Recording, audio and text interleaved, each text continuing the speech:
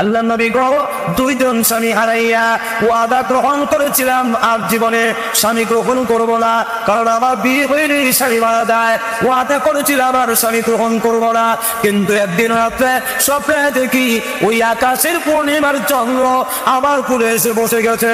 আমি তার ব্যাখ্যা জিজ্ঞাসা করার জন্য তদানীন্তন সময়ের সবচেয়ে বড় আলেম ওয়ারকা ইবনে নাওফেলের কাছে গিয়ে বললাম, ও তো ভাই বলুন দেখি, আমি স্বপ্নে দেখেছি আকাশের পূর্ণিমার চন্দ্র আমার কুলে এসে বসেছে, তার ব্যাখ্যা কি হবে? এমনি তিনি আচার পায় কালিয়া গো, তুই বড় ভাগ্যবতী, তোর কপাল বড় ভালো। কালিয়া করে দেখো আকাশের পূর্ণিমার চন্দ্র আমার কুলে, এতে ভাগ্যবতী কি হইলাম? এমনি ডাক দেখো আকাশের পূর্ণিমার চন্দ্র নয়, এটা আমেনার পূর্ণিমার চন্দ্র। রাহমাতুল লিল আলামিন মনে হয় গো নবী হইয়া সর্বপ্রথম তোর কোলে আশ্রয় নিবে। আল্লাহু আকবার। এই জন্য আমার প্রশ্নের কোনো প্রয়োজন নাই, বহুদিনের লালিত আর আমার আকাঙ্ক্ষিত জিনিস আজকে পাইলাম, এই জন্য ঈমান আনলাম। আমার নানি প্রথম যিনি মুসলমান হয়েছেন তিনি, আমার নানি হলো আখির নবী রাহমাতুল লিল আলামিন, আল্লাহ করে যার মর্যাদা সেই সাইয়্যিদুল মুরসালিন মুহাম্মদুর রাসূলুল্লাহ সাল্লাল্লাহু আলাইহি ওয়াসাল্লামের অত্যন্ত আদরের স্ত্রী, যার কথা রাসূল কখনো বলতে পারেন না। হযরত আয়েশা সিদ্দিকা পাইয়া রাসূল খাদিজার কথা বলেন না, খাদিজার বান্ধবীকে কাপড় দেয়, খাদিজার বান্ধবীদেরকে দাওয়াত দেয়, চাউল পাঠায়, জিজ্ঞাসা করে আপনি খাদিজাকে কি করে বলতে পারেন নাই? আয়েশা বলেন, আল্লাহর নবী ওই বুড়িকে কি করে, ডাক পড়া বুড়িকে কি করে বলতে পারেন নাই? রাসূল ডাক দিয়ে বলে, আয়েশা তুমি আমাকে খাদিজার বেলায় মনে কষ্ট দিও না। আয়েশা শুনে রাখো, তোমরা সকলেই আমার সুখের দিনের সাথী, আর খাদিজা হলো আমার বিপদের দিনের সাথী। আমি খাদিজাকে কখনো বলবো না, বলতে পারি না। আমার আবার আল্লাহ নবী রাহমাতুল লিল আলামিনের অত্যন্ত আদরের স্ত্রী, তিনি হলেন খাদিজাতুল কুবরা, তিনি হলেন নবী হুসাইনের নানী। বলুন দেখি আপনার নারীর চাইতে আমার নারীর সম্মান মর্যাদা বেশি না কম? তোমার নারীর মর্যাদা আমার নারীর থেকে অনেক অনেক অনেক। তাহলে আপনি কোন মহিলার নাতি আর আমি কোন মহিলার নাতি? বা সুবহানাল্লাহ বলবেন। আচ্ছা আর কি আছে বলো? বার বলতে গেলে এবার বলুন আপনার নানাকে। এবার কিন্তু আসল সেন্টারে আইসে, যেরকম ঠিক না? আমার নানা কইল মদিনার ওয়াহাব, ও ওয়াহাব মেয়ের নাতি, ওই ওয়াহাব মেয়ের নাতি আর কই মুহাম্মদুর রাসূলুল্লাহ নাতি, আসেন সমান করতে। সুবহানাল্লাহি ওয়া বিহামদিহি, বয় আপনি বলেন ওয়াহাবের নাতি, আপনি কি চিনেন আমি হুসাইন কার নাতি? আপনাকে যেন আমি কার নাতি? মনোদিকে তোমার নানাকে। রাসূল মুস্কিয়ে আছে, চোখের পানি ছেড়ে দিয়ে কান্দে, ও এত বুদ্ধি তোর কেমনে হইল হুসাইন? হুসাইন বলতে কি তোর নানাকে? আমার নানা আল্লাহর পরে যার সম্মান তারা পৃথিবী যার খাতির সৃষ্টি করা হয়েছে, সেই সাইয়্যিদুল মুরসালিন আসহাবুল আম্বিয়া রাহমাতুল লিল আলামিন মুহাম্মদুর রাসূলুল্লাহ সাল্লাল্লাহু আলাইহি ওয়াসাল্লাম। আমার নানা বলুন আপনার নানা থেকে আমার নানার সম্মান বেশি না কম? রাসূল বলেন তোর নানার সম্মান অনেক বেশি, তাহলে আপনি কার নাতি গো আর আমি হুসাইন কার নাতি? রাসূল টান দিয়ে বলেন তোর বুদ্ধি কেমনে হইল? দাবি করলে তোর দাম বেশি, আর যা কিছু বললে সব আমার সম্মানই বললে।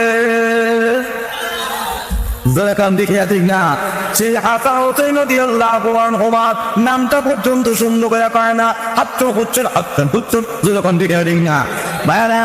মনে কেন সেই বরণ করলো তার দিকে খেয়াল করবো না। বর্তমান যুগে আবার চ্যালেঞ্জ করলাম, যদি আনা হয় আবার হাসি হইব, আমি চ্যালেঞ্জ করলাম বিশ্বের যত মুসলিম রাষ্ট্র প্রধান আছে তাদের বাদ দিলাম, বিশ্বের যত মুসলিম প্রধান আছে সমস্ত রাষ্ট্র প্রধানের চাইতে ইয়াজিদ কোনো অংশেই খারাপ ছিল না।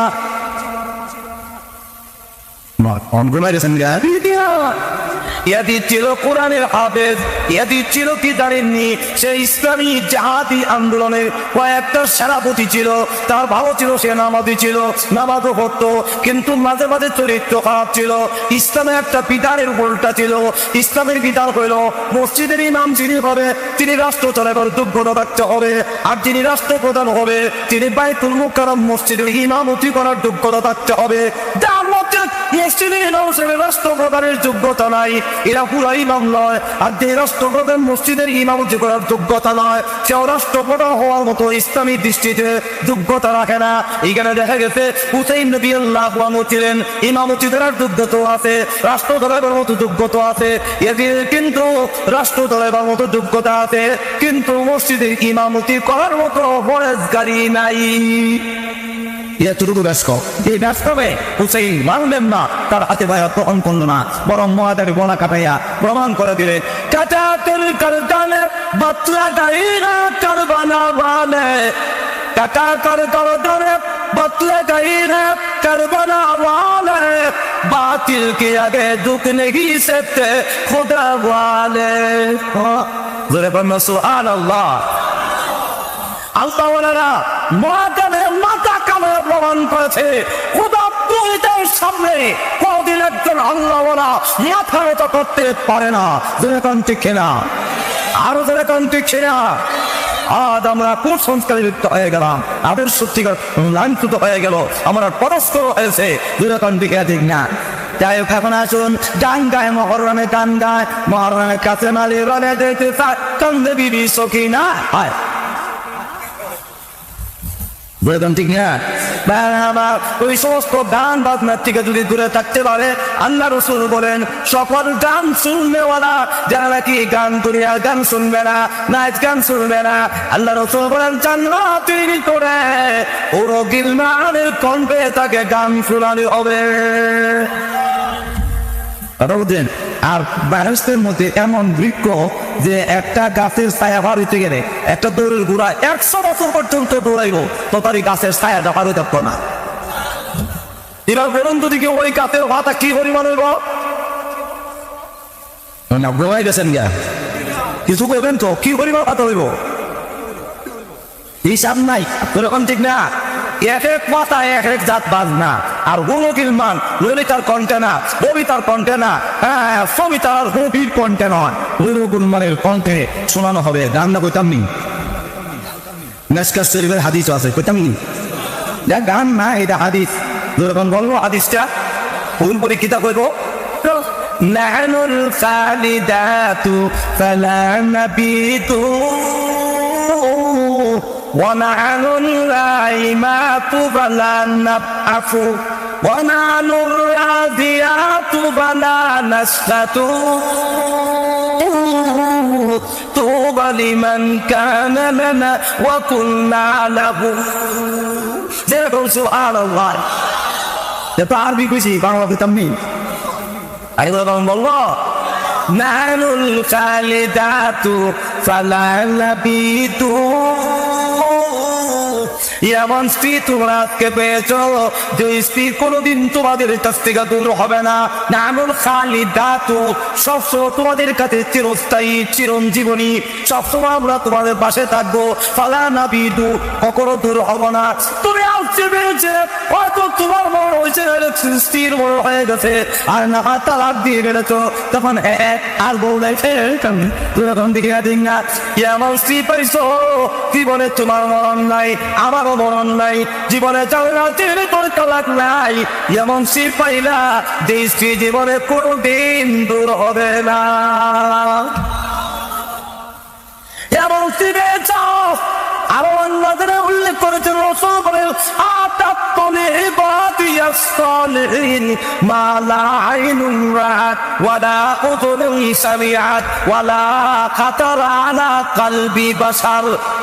আল্লাহ রাব্বুল আলামিন বলেন হাদিসে কুদসির মধ্যে উল্লেখ করেছে, এমন হুর করে তোমাদের জন্য নিয়ামত আমি আল্লাহ সৃষ্টি করে রেখেছি, জীবনে কোনোদিন তোমাদের চোখে দেখে নাই, কানে জীবনে কোনোদিন শোনো নাই, অন্তর দিয়ে কোনোদিন কল্পনা করো নাই, এমন সব যে সৌন্দর্যের কারণে হাতের কবজি ডুবে পৃথিবীতে বাইর করে দেখায় সূর্যের আলো অন্ধকার হয়ে যাবে। মাথায় এক গাছি চোর যদি আপনারা দিয়া পৃথিবীতে তা বাড়ি করে দেয়, তাম পৃথিবী লাইট দিয়ে আলোকিত করলে পুরো বিলবারের চোরের কারণে সমস্ত লাইটের আলো অন্ধকার হয়ে যাবে। 80 দিলে সব করে যাবে একটা বলে দেবো জীবনের পর্যন্ত 77 আছে বুঝতাম নি কত রইব কত কত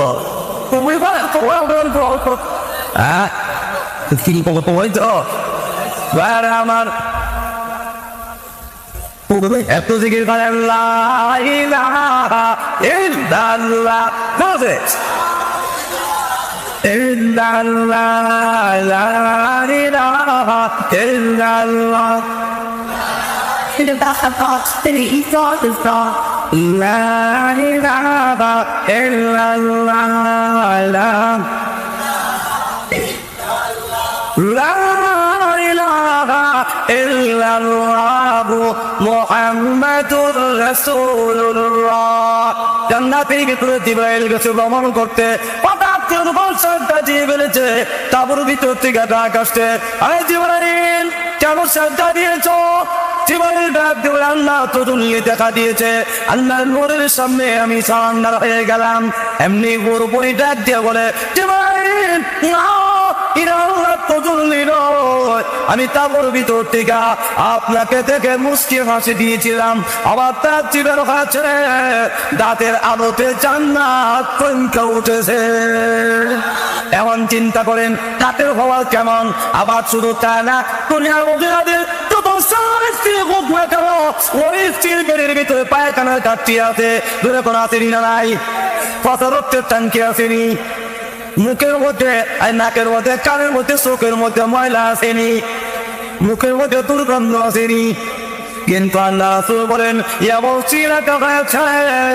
যে স্ত্রী তোমাদের জন্য তাদের পেটের ভিতরে পায়খানার কাটতি নাই, কত রক্তের টাঙ্কি নাই, নাকের কানের ভিতরে ত্বকের ভিতরে ময়লা নাই, মুখের মধ্যে দুর্গন্ধ হবে দূরের কথা, আটলান্টি মহাসাগরে যদি একটু টুটু ছেড়ে দেওয়া হয়, কেমন এই আটলান্টি মহাসাগরের সমস্ত পানি মেশকে আমরে নাই গ্রাণযুক্ত হয়ে যাবে। এমন ওর পরি ডাক দিয়ে বলে, আমাদের মতো স্ত্রী সফল থাকবো, কোনো দিন দূর হবে না।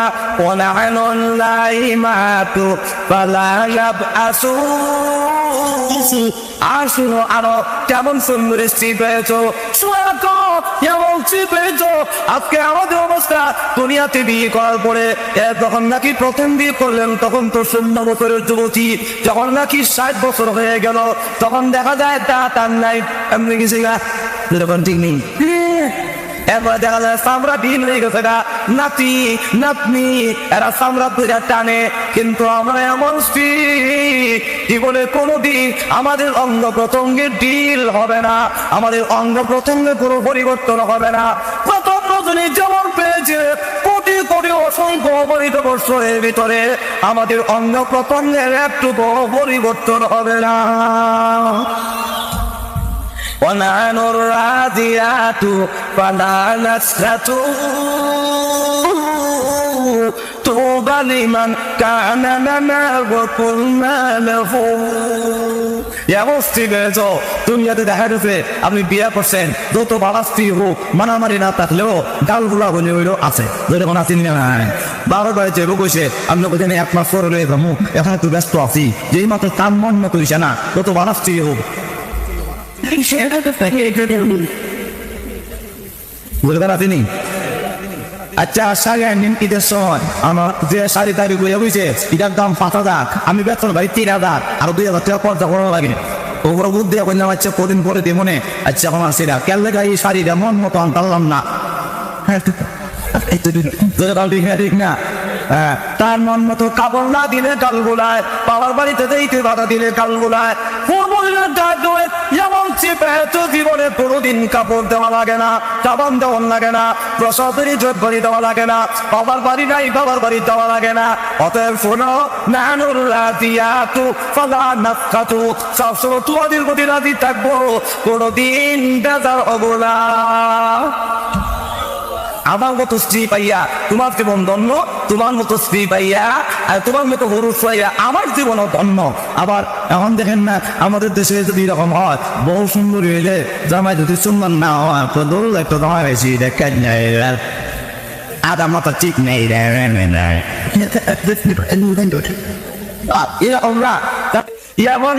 এমন পুরুষ তোমারও আল্লাহ বানাইছে, কত সুন্দর চারা আল্লাহ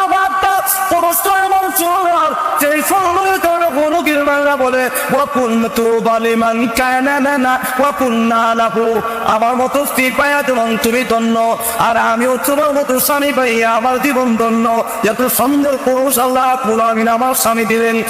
আমার এই জন্য জান্নাতের ভিতরে গান শোনানো হবে, এই দুনিয়ার গানের চাইতে আখিরাতের জান্নাতের গান কোটি কোটি গুণ বেশি মজার হবে।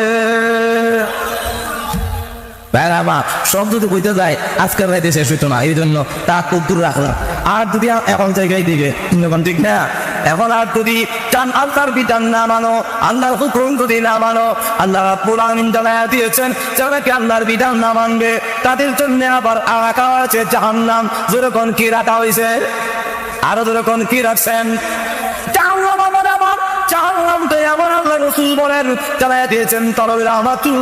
কিতাবে লেখেন জাহান্নামের 30,000 মাথা আছে। কয় হাজার, আরো যখন কয় হাজার, প্রত্যেকটা মাথার মধ্যে একটা করে মুখ আছে, প্রত্যেকটা মুখের মধ্যে 32,000 করে দাঁত আছে। এক একটা দাঁত হলো পাহাড়ের সমান। গভীর কি পরিমাণ জাহান্নামটা, গভীর কি পরিমাণ। আবু হুরায়রা রাদিয়াল্লাহু আনহু থেকে বর্ণিত, হঠাৎ করে তখন নাকি ড্রিম করে একটা শব্দ হয়েছে, জমিন কাঁপতে উঠছে। রাসূল ডাক দিলেন, আবু হুরায়রা শব্দটা কিসের হইল তুমি জানো নি? আবু হুরায়রা বলল, আল্লাহু আ'লামু ওয়া রাসূলুহু, আল্লাহ এবং তার রাসূল বলেন কিসের শব্দটা হইল। রাসূল ডাক দিলেন, আবু হুরায়রা চাওয়ারের কিনার থেকে একটা পাথর ছুটে পড়েছে, ওই পাথরটা নিম্নে পৌঁছতে গিয়া 70 বছর লাগবে। 70 বছর পরে জাহান্নামের নিচে গিয়ে যে ধাক্কা লেগেছে, এই ধাক্কায় ড্রিম করে যে শব্দ হয়েছে, এই শব্দে তামাম দুনিয়া কেঁপে উঠেছে এবং তোমার এবং আমাদের সকলের কানে জাহান্নামের আওয়াজটা পৌঁছে দেওয়া হয়েছে। জাহান্নামীরা কত বড় হইব বিস্তারিত আলোচনা করার অবকাশ নাই। জাহান্নামের সম্পর্কে রাসূল বলে এই কানের লুচির থেকে কাঠ পর্যন্ত মাঝখানের ভাগটা হবে মক্কা মদিনার ভাগটাও সমান, অর্থাৎ 250 মাইল। কত মাইল? নিচের টুট 90 গজ নিচের দিকে, উপরের টুট 90 গজ উপর দিকে। দাঁত করে একটা পাহাড়ের টিলার মতো নিচে দাবে দিব, আর উপরের দাঁতগুলো মস্তিষ্কের উপর দাবে দিব। সুবহানাল্লাহ চাইব। আল্লাহ রাসূল বলেন যদি জাহান্নাম থেকে একটা মানুষ আইনে করে ভিড়ে রাখা হয়, তাহলে সে পুরো এলাকার সমস্ত লোক দিকে অফ করে সব শেষ। কিন্তু এরপর ওই জাহান্নামের ভিতরে গিয়া যখন নাকি জাহান্নামের ভিতরে যাবে, এর আগে আসুন একটা ঘটনা শুনায় দেই, মজার ঘটনা। যেরকম বলবো, আরো যেরকম বলবো, আল্লাহ হাবিব হঠাৎ করে অজ্ঞান হয়ে পড়ে গেছেন। এমনি আমার রাসূল কান্দে, শুধু কান্দে আর কান্দে। উদরাখানায় চলে গেলেন, গিয়া পড়তে বন্ধ করে দিয়েছে। আমার পারমিশন না পাইয়া করতে পারি না। আল্লাহ কোন সময় اللهم امتي ورقتي يا كنده اللهم امتي اللهم امتي شدد يا كنده اللهم امتي আবার সুদা হয়ে দাঁড়ায় اللهم امتي তানবীহুল গাফিলিন আল্লাহ বাবুকে আবুল ইসমার খন্দি রাহমাতুল্লাহ লেখেন এবং আল্লামা আবুল হাসান সাহেব রওদাতুস সালিহিনের মধ্যে রেখেছেন। রাসূলের অনুপমটা শুরু করে দিয়েছে, মায়ের পানি দিয়ে দেয়, রাসূল পানি গ্রহণ করে না, সাবান দিয়ে দেয়, সাবান গ্রহণ করে না, শুধু আল্লাহুম্মা উম্মতি আল্লাহুম্মা উম্মতি বলে কান্দে। নামাজের সময় হইলে রাসূল মসজিদের দিকে যায়, ঘন্টাটায় দেখুন শুধু মসজিদে যায়, কান্দে কান্দে আবার চলে আসে, আবার যায়, আবার চলে আসে। তাবিরা সাহাব পায় না, রাস্তায় রাসূলকে জিজ্ঞাসা করতে, কেন গো আল্লাহর নবী কান্দে?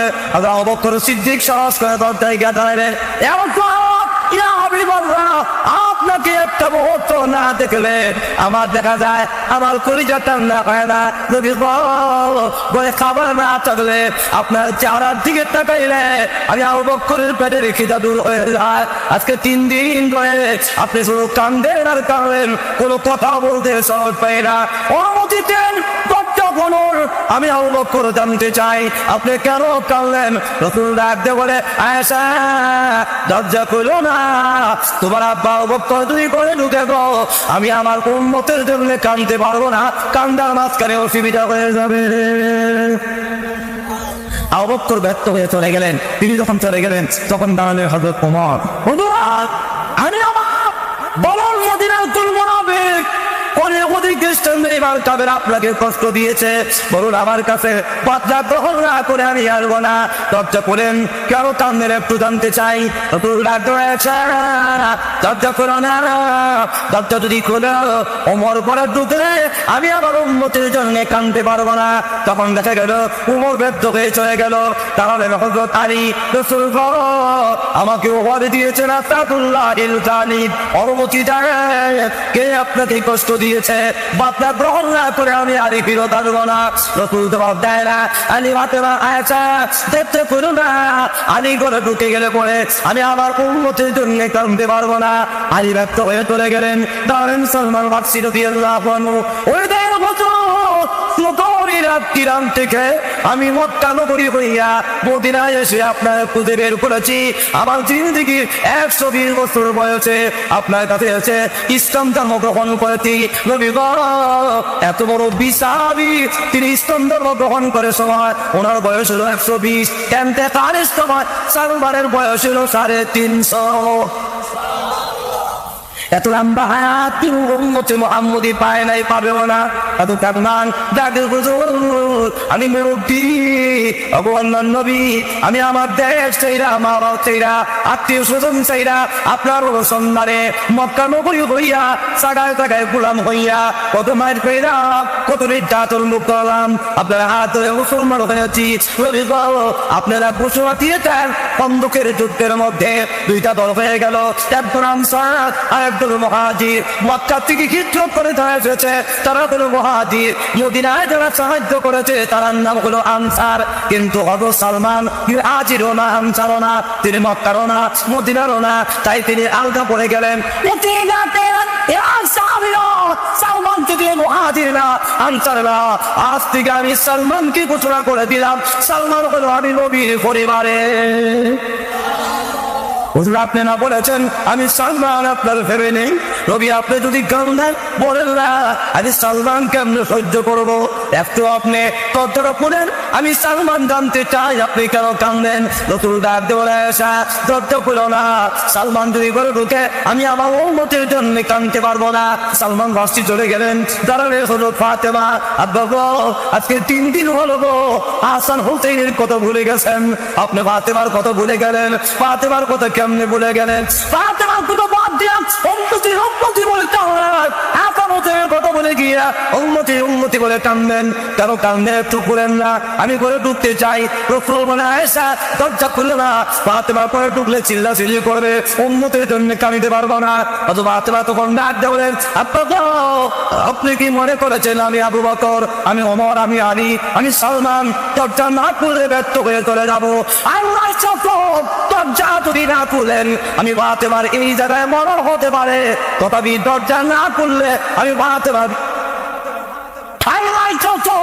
দরজা যদি না খুলেন আমি ফাতেমার এই জায়গায় মরণ হতে পারে, তথাপি দরজা না খুললে আমি ফাতেমা বিদায় হব না।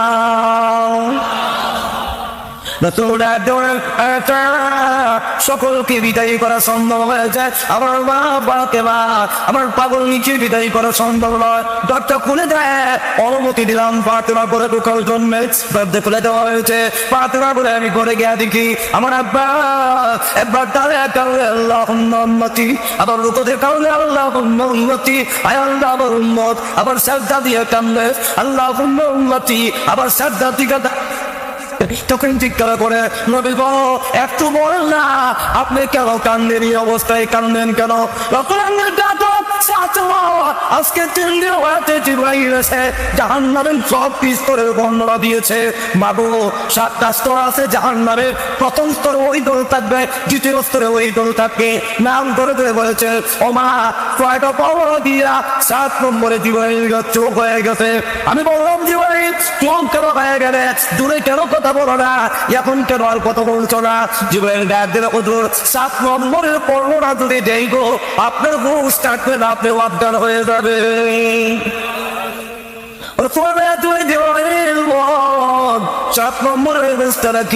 এমনি জিবরাইল বলে হুজুর 7 নম্বর স্তরে আপনার ওই উম্মতের গোষ্ঠীরা যারা কবিরা গুনায় লিপ্ত, নামাজ পড়ে না, রোজা রাখে না, পর্দা থাকে না, সুদ খায়, ঘুষ খায়, অন্যায় অনাচারের মধ্যে লিপ্ত হয়ে আছে।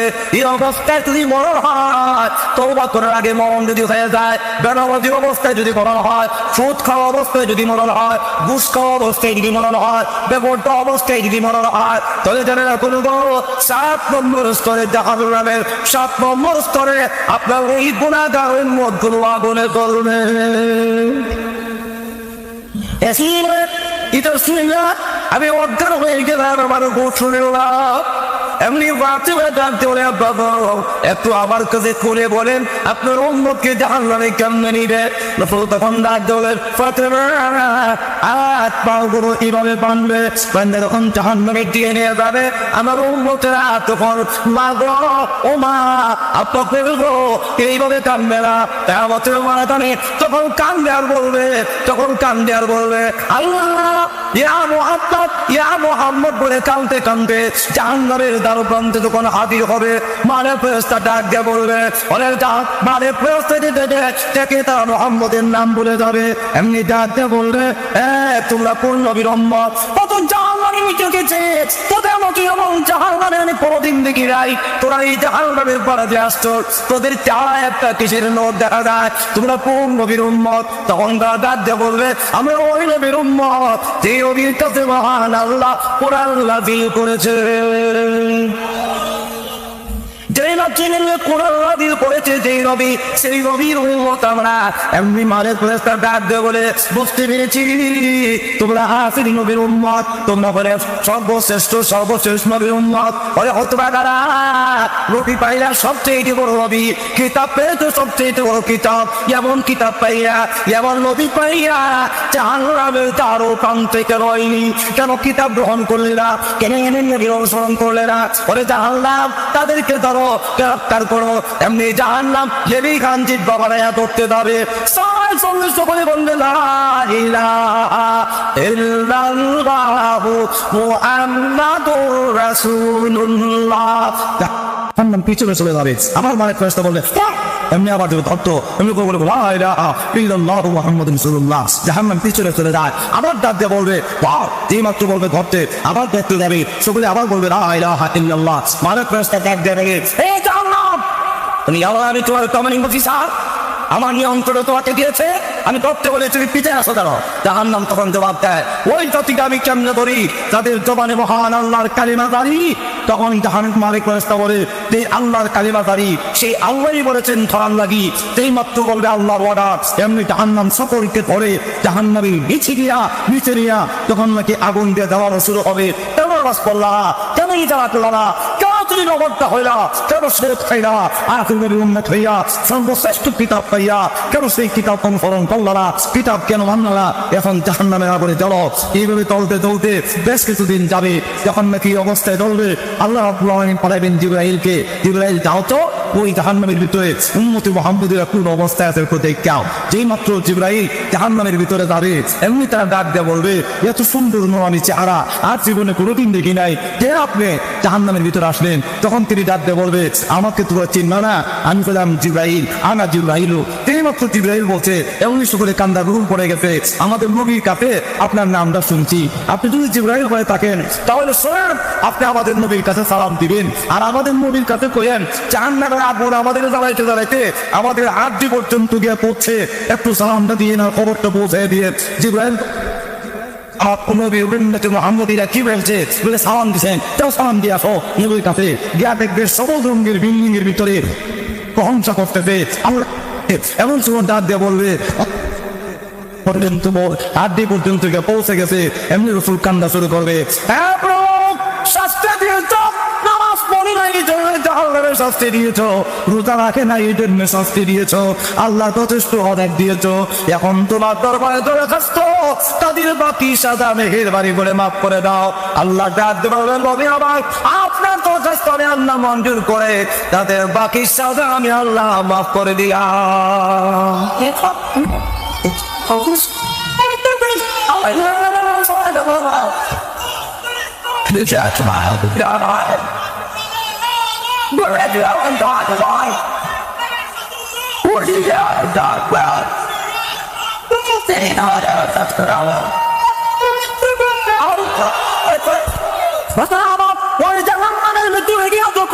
জাহান্নামের নিচে যেতে গিয়ে 70 বছর লাগবে, এর ভিতরে চামড়া বলবে আর সুরা লাগবে,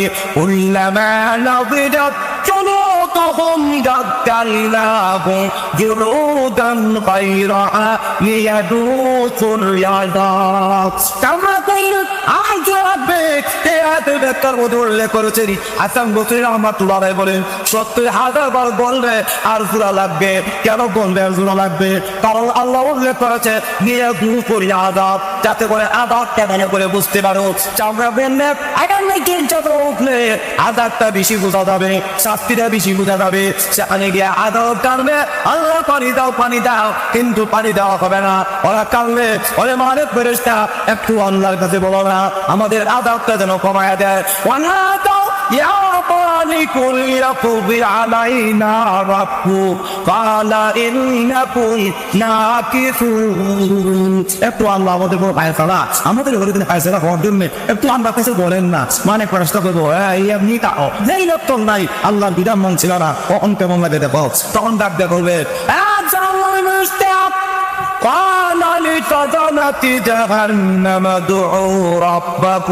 আল্লাহ তোমার একটু বলেন না আমাদের আযাবটা কমায় দেওয়ার জন্য। তারা বলবে তোমাদের কাছে কি আর যায় নাই, কোনো পয়গম্বর চায় নাই, নবী কি তোমাদের কাছে যায় নাই, আগিয়েছিল তো তোমরা যখন ভালো নাই, এখন তুমি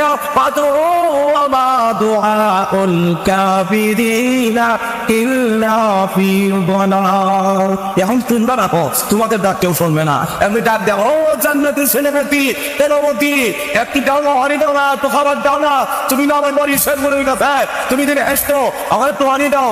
ওয়ানাদা আসহাবুল নারি আসহাবাল জান্নাতি আন আফিযু আলাইনা মিনাল মা আও মিম্মা রাযাকাকুমুল্লাহ, একটু পানি দাও, একটু আম দাও, একটু খাম দাও। তখন তারা খুদাতে বলবে পালু ইন্নাল্লাহা হারামাহুমা আলাল কাফিরিন, না তাদের জন্য আল্লাহ নিয়ামতের কুফরি যারা করেছে তাদের জন্য বেহেশতের সওয়াব, বেহেশতের পানি হারাম করা হয়েছে।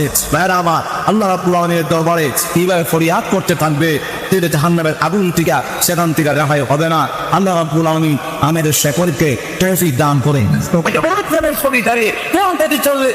শান্তি ওটার শান্তি হিসাবে আমি আল্লাহ নাজির করলাম। এখন 30 নাজির করলেন আল্লাহ কায়দ বলছেন তোমার বিশ্ববাসীর জন্য। তো আর আল্লাহ বলছেন নেই মুত্তাকি, আল্লাহ বলেন মুত্তাকিদের জন্য পথ প্রদর্শক, যারা মুত্তাকি পরেজগার, যারা কুরআন মানে, যারা মানার মতো বড় ভাব আছে, তাদের পরকালের আল্লাহর দরবারে জবাবদিহিতার ভয় আছে, এদের জন্য কুরআন চলে পথ প্রদর্শক। কি পথ প্রদর্শক? এখন এই দুইটা পথ দুই রকম হয়ে গেল। এক আয়াতের মধ্যে বলেন সারা বিশ্বের সমস্ত ইহুদি খ্রিস্টান বৌদ্ধ মুসলমান সকলের জন্য পথ প্রদর্শক। আয়াতের মধ্যে আল্লাহ রাব্বুল আলামিন বলেন মুত্তাকি পরেজগার যারা, তাদের জন্য পথ প্রদর্শক। এই দুইটা কথা একটু ভেঙে দিয়ে আমি শেষ করার চেষ্টা করবো। এখন আসুন আল্লাহ তখন বিশ্ববাসীর জন্য তারা বললেন এটা বলতে গিয়ে বুঝতে হয়। আর প্রথম নম্বর বুঝুন যে গোস ডিম কলা দুধ মাখন যা স্বাস্থ্যের জন্য উপকারী কিনা ডাক্তার লিখছে কলা দুধ মাখন ঘি এগুলো স্বাস্থ্যের জন্য খুব উপকারী। এমন এটা কোনো বুদ্ধিও লাগছে না, কোনো বুদ্ধিও লাগছে না, নতুন বুদ্ধিও লাগছে না, হচ্ছে সকলের জন্যই উপকারী। যখন ঘুষ ডিম কলা দুধ খাইয়া অবস্থায় তো রয়েছে এখন আর মরণের সামান্য ব্যাধি, আর যাদের সাথে দেখা অনেক চোরা বাগি আছে। এই অবস্থায় উন্নতি হয়েছে না অবনতি হয়েছে? এখন দেশের অবনতি অবনতি হইল এক থেকে উন্নতি হয়েছে এক লোক জিজ্ঞাসা বেড়ে তোমার সাথে ওষুধ দেয় না আর বাজারে দেওয়া দেবো বাজারে কয়েক কেমন হইলো রেস্তোরাঁ কেমন হয়েছে বাজারে দেওয়া হয়েছে বলে যে কেউ তোমার সাথে ব্যস্ত কি উন্নতির অবনতি ডাক্তার সাহেব উন্নতি হয়েছে আরে কি উন্নতি হইলো খুশি হয়েছে উন্নতি শুনে কি হয়েছে আরে তোর লেট চিহ্ন গিয়ে পায়খানা করতো ওনার লেট চিহ্ন যাওয়া লাগে না বিস্তার হিসেবে ভাই দেখা উন্নতির অবনতি কিছু উন্নতি হয়েছে আরে তুই ঠিক আইতে যাও না ওনার আরো লাগে না বিস্তার হিসেবে উন্নতি এবার আপনি তো দেখলেন সেকশনে বুস্টিং করা উন্নতি এখন আমার তো হয়েছে আমি বিস্তার কি করতে পারি না আপনার প্রেসক্রিপশনে বললেন কেন ডাক্তার সাহেব ডাক দেবা না আমাদের ভুল না ঠিক আছে তবে একটু চিন্তা করতে হবে তোমার কেমন রইলো চিন্তা করে অ্যাটাচ করে দিলা তোমার শরীরের অবস্থা কেমন ছিল বাড়ি পেন না আর এক সপ্তাহ আগ থেকে আমার ডায়রিয়া আপনার তো বাড়ির বাচ্চারা এনে স্বাস্থ্যের যে ক্ষতি হইল এই ক্ষতিটা পূরণ করার জন্য এখন আমি আমার এই গোষ্ঠী কলা দুধ মাখন ঘি বিষয় রেস্তোরাঁ করে জীবিকা সেই জন্য খাইতে গেছিলাম আচ্ছা ডায়রিয়ার রোগী যদি গোস ডিম কলা দুধ ঘি মাখন খায় উন্নতি হইব না মনের গাঢ় হইব দেন না কিন্তু আসলে বোধ করা ডিম মাখন সদরের জন্য উপকারী সত্য একটা মাধু আছে সত্য একটা এগুলো উজ্জ্বল আছে মুখের আছে এটা হলো পেট আলো দিতে হবে স্বাস্থ্য যদি উন্নতি চাও বস্তু ডিম করা মাখন ডিম দ্বারা তবে তোমার পেট থেকে দিতে হবে টিকটাও নিয়ে হবে সমস্ত ইচ্ছা আছে চলে টিকটং থেকে নেওয়া আন্টি নাকি পেট নয় টিকেন থেকে নেওয়া সমস্তই বেরোনোর কাপড়ের জন্য কোরআন শরীফ ছিল বদর সহ পাপ পদশী ধরে কোরআন শরীফ নাদিন করেছিলাম এই কোরআন শরীফ গ্রহণ করলো না এর গ্রহণ করলো না বেরোনোর কাপড় গ্রহণ করলো না তাদের জন্য উন্নতির কারণ ছিল কিন্তু গ্রহণ করলো না আবু তাহেরের জন্য ছিল কোরআন শরীফ রহমত কিন্তু কোরআন পাপ পদশ আবু তাহের কোরআন শরীফ পাপ পদশ মায় নাই কিন্তু খাপ্পারের ছেলে এত তোমার তখন নাকি মানছে তখন তার জন্য হইলো আয়তা কর আর তিনি আবু তাহেরের জন্য উন্নতি বদলের কথা আরো অবনতি হয়েছে অবনতি হয় নাই আগে ছিল আব্দুল হাকিম বড় হয়েছে আবে ছিল সরকার এখন জাহান্নামে কি এখন তারা অবনতি হলো ঠিক তেমনি হবে সারা বিশ্ববাসীর জন্য কোরআন শরীফ ছিল পথ প্রদর্শক কিন্তু তারা লাভবান হতে পারলো না যেহেতু তারা কোরআন শরীফ গ্রহণ করলো না আর লোকটা কি যারা তারা কোরআন শরীফ গ্রহণ করছে জীবনের সর্বক্ষেত্রে আল্লাহ কোরআন যেমনি কয় ইয়ামনে আন মানতে রাজি কোরআন শরীফ যেমনি কয় ইয়ামনে আন মানতে রাজি এই কোরআন শরীফের বিনিময়টা পাওয়ার কারণে এর লোকটার জীবনের এরিয়াতে উন্নতি আর তার উন্নতি হয়েছে এটা কাদের যারা কোরআন শরীফ মানে না যারা মানে না তাদের কোনো উন্নতি নাই আর তারা কোরআন শরীফ মানে তার দ্বারা এই কোরআন শরীফের দ্বারা তার লাভ অনুভূতি হবে আইনটা হবে মানে হবে এই জন্য কোরআন শরীফটি করবো আল্লাহ দুনিয়াতে আগেছে আমাদের দেখতে পাবেন যে দুর্গের অসহায় একটু যেমন কেমন মুসলমান আজকে একটু অসহায় দুর্গ কেন দুর্গ কোরআন শরীফ আমরা সঠিকভাবে মানি না এমনি মুখ দিয়ে বলি যে ওদের কোরআন শরীফ মানি কেউ মানি দাঁড়েননি যখন কোরআনের কথা পীর সাহেবের কথার সাথে একমত হয় কোরআন মানি পীর সাহেবের কথার সাথে যদি কোরআন শরীফের কথা একমত না হয় পীর সাহেবের কথা বাদ দিতে পারতাম কোরআন মানা হইল বা বিশ্বাস মানা হইল ওদের নাম হইল কোরআন শরীফ মানি আমার নেত্রীর কথার সাথে যদি বনে আমরা নেত্রীর কথার সাথে যদি না বনে তোর কোরআন শরীফ মানি না তোর কোরআন শরীফ মানলাম আমরা নেত্রী মাইলাম আর ঠিক না ঠিক যত কোরআন শরীফ মানে আমার কোরআনের সাথে কোরআনের মতের সাথে যদি নেত্রীর মত বলে আবার মান মানতে রাজি কোরআনের নেত্রীর সাথে আমার বাবার মত যিনি বলে আমাকে হাজার বার মানতে রাজি কোরআন শরীফের মতের সাথে আমার কৃষ্ণের মত যিনি বলে এই থেকে হাজার বার মানতে রাজি কিন্তু কোরআনের সাথে যদি না বলে কোরআনের সাথে যদি না বলে তাহলে এমন এমন বাবা এমন নেতা হাজার বার আমি তরফ করতে রাজি কিন্তু আল্লাহর কোরআন ছাড়তে রাজি না এমন বড় আপনি আমাদের ভিতরে থাকে এটার নাম হইল মানা যেটা করতে গিয়েছে না এমন বইতে পারিয়ে দুনিয়াও না আখিরাতেও না কালিমাতুল মুসলিমিন ওমর রাদিয়াল্লাহু তাআলা ডাকতে বলেন এই আমার ভাইরা আমি যা বলি মনোযোগ সহকারে শোনো এবং আমার কথা মানো দেন যুবক দাঁড়ায় কয় আমার প্রশ্নের জবাব আগে গেল যদি দিতে পারেন মানবো আল্লাহ রিতাম লেটার ওয়াইটা তার দেখায় তেরো মসজিদ পয়সা রয়ে যাবে কি কারণ একটা হইল ইয়াদের টিকে রেস্টা ধরেছে এই রেস্টা ধরে আমরা একটা বলে পাইছি আর আপনি দুইটা ফেলেন আপনি তো একটা হন, তুই একটা দেখা দেন পরিধান করে রাখতেন টেবিলের মধ্যে, আর একটা গা দিচ্ছেন। এখন এই যে দুইটা হইলে এর অর্থ হইল একটা নিজের ক্ষমতায় দখল করছেন, আর একটা বন্ধ করেছেন, আর একটা ক্ষমতার অপব্যবহার করেছেন। এর একজন সাহাবী চিন্তা থাকতে ওই তরুণ বরদাস্ত করা হবে না। আমার জবাব দেন, জবাব দিলে মানবো, আর নাহলে মানবো না। আমি নেতা মানি না, আমার মানে পুরা শোন না যেরকম করিয়া দিই না। এখন এই অবস্থায় এলিবাতুল মুসলিমিন কান্দা শুরু করলেন, বলে বললেন এই প্রশ্নের জবাব আমি না দিয়া আমার ছেলে আব্দুল্লাহ ইবনে উমর দিবে। মিম্বারের কাছে দাঁড়াইয়া তিনি কান্দা শুরু করলেন, আমার আব্বার খানজাবি একটা, আপনাদের মতো 4টা 5টা 10টা খানজাবি নাই, একটা কুর্তা ওই একটা খানজাবি ওই, তাও এটার মধ্যে 18টা তালি করা। এর মধ্যে কিছু তালি হইলো কাপড়ের, কিছু তালি হইলো চামড়া। এখন প্রত্যেক সপ্তাহে একদিন দিয়ে দেয়, শুক্রবারে শুকাইয়ে গা দিয়ে জুমার নামাজ পড়ায়, আর শুকাইবার পর্যন্ত খালি গায়ে বসা থাকে, ওনার কোনো জামা নাই। এই অবস্থায় আজকেও কোরআন নিয়ম অনুযায়ী আজকেও যেন ধুয়ে দিছি, কিন্তু মেঘাচ্ছন্ন আকাশ, রৌদ্র নাই, না থাকায় এই জামাটা শুকাইছে না। কারণ চামড়ার মধ্যে পানি লাগলে একটা দুর্গন্ধ হয়, এটা না শুকাইলে যায় না। আমার আব্বার এই চামড়ার মধ্যে যে পানি লাগছে দুর্গন্ধ সৃষ্টি হয়েছে। এখন এই জামাটা গা দিয়ে তিনি মসজিদে কেমনে আসবেন? তাই এই রিলুবের চাদর যে হয়েছে এটা তো পরিধান করে শাড়ি গায়ে জাতির উদ্দেশ্যে ভাষণ দিবে। প্রত্যেক পৃথিবী যার আঙ্গুরের ইশারায় পরিচালিত হয়, উনি খালি গায়ে আজকে জুম্মা নামাজে হাজির হচ্ছেন। এই দৃশ্য দেখা আমার আর সহ্য করে না।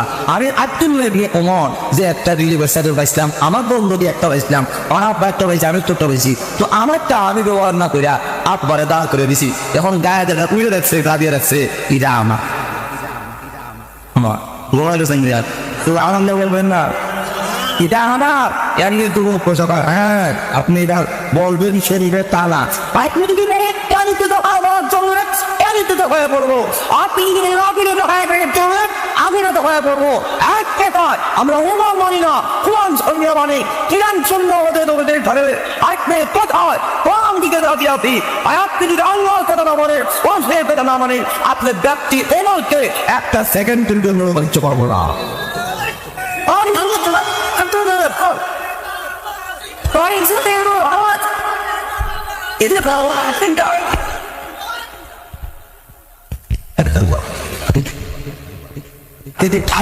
অনপ্রচারিত করবো কেমনি? তো টাকা ছিল বড় একটা টাইপের বড় একটা ওয়ালের পাখিদের ভিতরে গেট সাইড গেট লাগাই, এই গেটটা লাগাইয়া এরা তীর মারে, আর মুসলমান মারলে ওয়ালের মধ্যে আটকা জায়গা, এটা ভিতর থেকে একটু সুবিধা হয়ে বসে।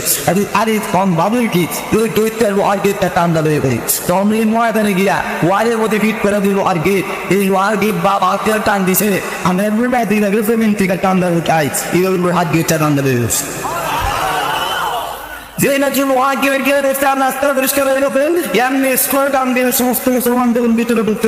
এমনি কাতারে বাড়ি কাতে এদিকে মানুষ না আমরা ওয়ারের ভিতর থেকে এমনি দৌড় শুরু করছে। না মুসলমানের জয়ী হয়েছে, এত আরি ডালটা তখন জমিনে রাখলে সত্যি শক্তিশালী সাহাবীকে ধরে দেবে, এটা পাহাড় থেকে ওজন খেললে গিয়া এখন আলু দিয়ে না কোথাও এটা মনে হয় আমার, এটা মনে হয় আমার শক্তি। আমি ডান হাত দিয়ে ধরে দিয়েছে, না মরে না তো, আরে তো ডান হাত দেওয়া ইসলাম এখন তো নড়ে না, এখন ডান হাত দিয়ে টান দিছে, ডান হাত দিয়ে তখন নড়ে না, এখন দু হাত দিয়ে টান দেয়, মাটি কাপে পানি ছুড়ে, কিন্তু লোহার গেট আর উঠে না। আল্লাহ প্রমাণ করে আইনের এটা তোমার গায়ের শক্তি শুধু না, তোমার গায়ের শক্তির সাথে আমি আইনের শক্তি তোমার শক্তির সাথে জোর হয়ে গেছে।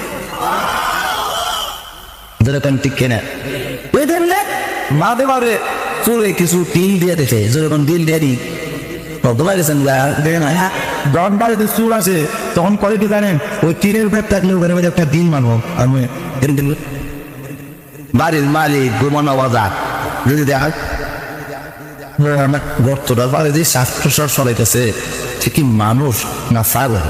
ছাগল তোর সময় দৌড়ের মাঝে মেন্দে রাখে গ্রামে, ছাগল টিতে পারে, আবার মানুষ যদি হয় তো করছি কি একটা ডাল ভেঙে আনছে বাতাস সহ এমনি দিছি, ছাগল এ থেকে দেয় তো মাথা হাই হলো করি বুদ্ধি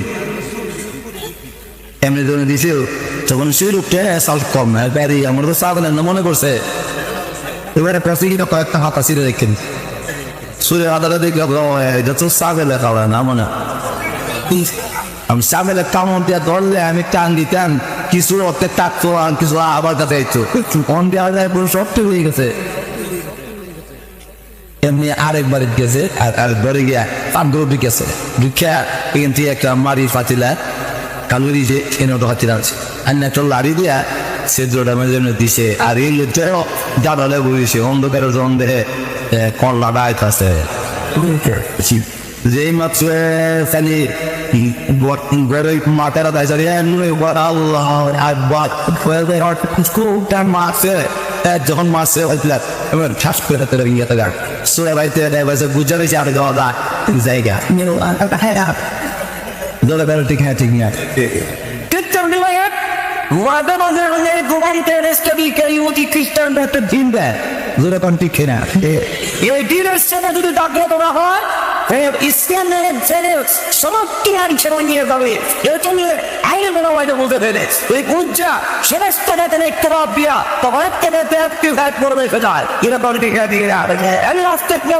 আগামী সামনা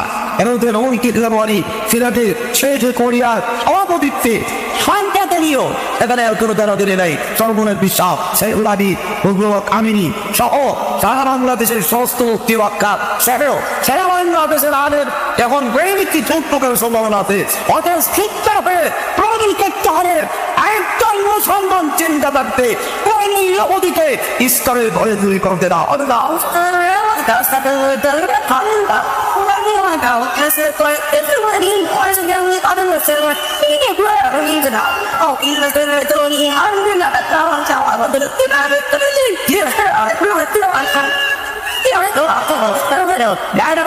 আমরা সাধারণ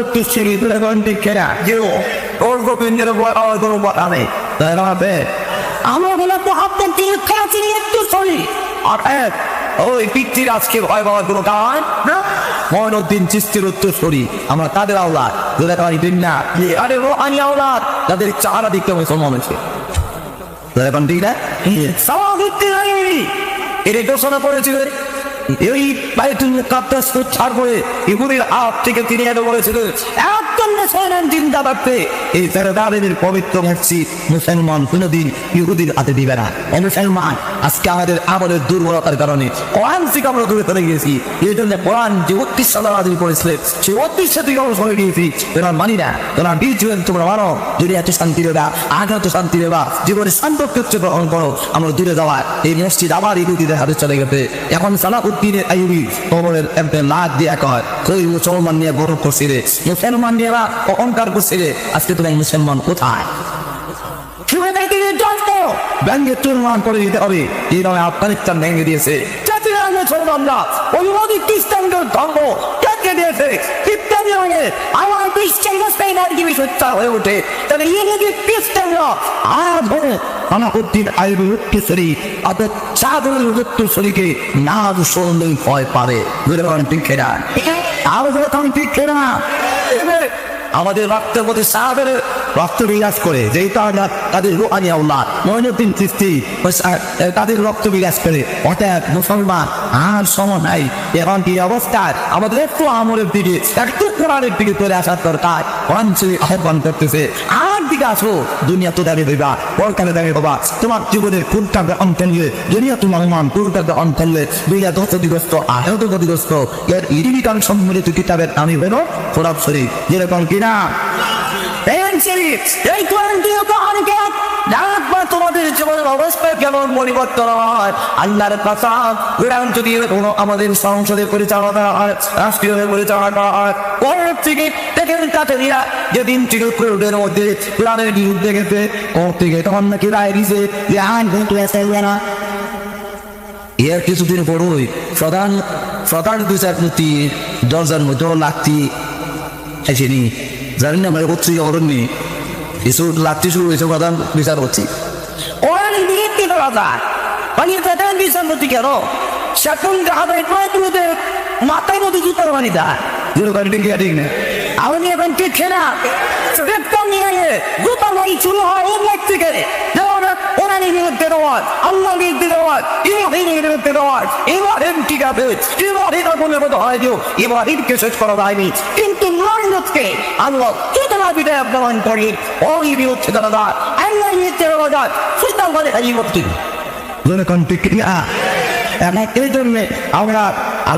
আমরা আমাদের আমলের দেশের কারণে আমরা পিছনে পড়ে গেছি জোরে কন্টিক না আবার যদি কোরআন সঠিকভাবে গ্রহণ করতে পারি আমরা কামিয়াব হবো আল্লাহ আমাদের সেটাকে তৌহিদ দান করো সকলে বলেন না আমি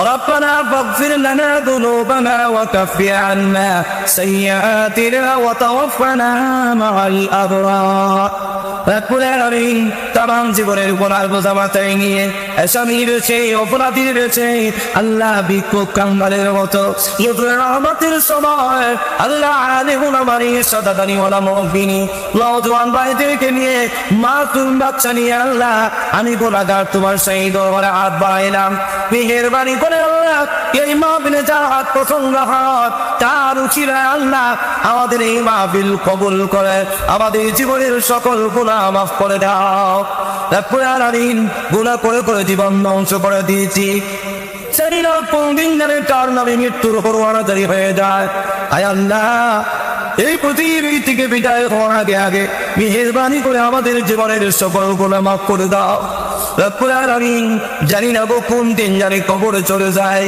আল্লাহ ওই কবরে কেমনে থাকবো যেই কবরে কেউ নাই বিছানা নাই আলো বাতাস নাই আয় আল্লাহ দুনিয়াতে একটা মশা কামড় দিলে সহ্য করতে পারি না তোমার রাসূল বলেছেন কবরের 90টা সাপ দেওয়া হবে আল্লাহ সাপ পিচ্ছুর করে যেদিন আমাদেরকে সহায় দেওয়া হবে ওই দিন আমাদের কবরকে তুমি জান্নাতের বাগান বানায়া দিও আল্লাহ কিয়ামতের দিন মুসিবতের সময় আমাদের তুমি গুনাহগার বলে ডাক দিও না হাতে ভাই আগুনের বেড়ি লাগাইয়া তাও জাহান্নামের আগুনে ফেলে দিও না আল্লাহ জাহান্নামের আগুন সহ্য করার মতো ক্ষমতা আমাদের নেই আল্লাহ জাহান্নামের আগুনে যদি জ্বালাও তোমার কি লাভ হবে মাফ করে যদি দাও কেউ তোমার মতো কোনো ক্ষমতা নেই আল্লাহ রব্বুল আলামিন মেহেরবানি করে আমাদের জীবনের সকল গুনাহ মাফ করে দাও রব্বুল আলামিন আয় আল্লাহ আমাদের উদ্দেশ্য তৈরি করতে পেরে এই কথা পূরণ করে দাও আয় আল্লাহ মাবুদ মেহেরবানি করে আমাদের প্রত্যেকের আওলাদকে আমাদের দিনদার পরেশগার বানায়া দাও